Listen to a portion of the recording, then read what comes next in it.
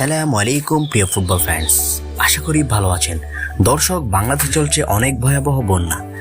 বর্তমানে বাংলাদেশের বন্যা পরিস্থিতি নিয়ে অনেকে ত্রাণ সামগ্রী নিয়ে এগিয়ে চলেছে বন্যার্ত এলাকায়।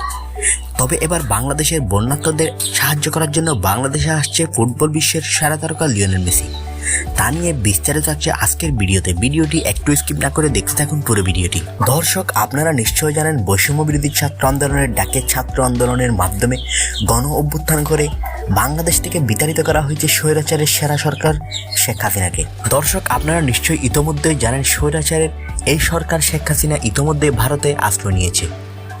তাকে দেশে ফিরিয়ে তার বিচার করার জন্য অনেক দাবি চলছে বাংলাদেশে।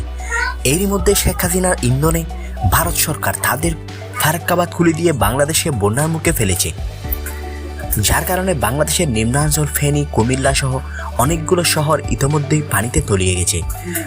অনেকটাই মানবিক সংকটে পড়েছে এই অঞ্চলের মানুষগুলো। তাদের জন্য ত্রাণ সামগ্রী নিয়ে পুরো দেশ থেকে মানুষ ছুটে চলেছে সেই বন্যার্ত এলাকায়। কিন্তু এবার এই বন্যার্ত এলাকায় ত্রাণ নিয়ে আসছেন ফুটবল বিশ্বের সেরা তারকা লিওনেল মেসি।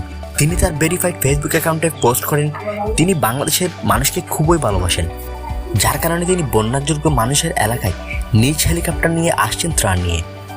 এছাড়াও তিনি আরও প্রকাশ করেছেন যে তিনি 2 কোটি মানুষের জন্য ত্রাণ নিয়ে আসছেন তার দেশ আর্জেন্টিনা থেকে।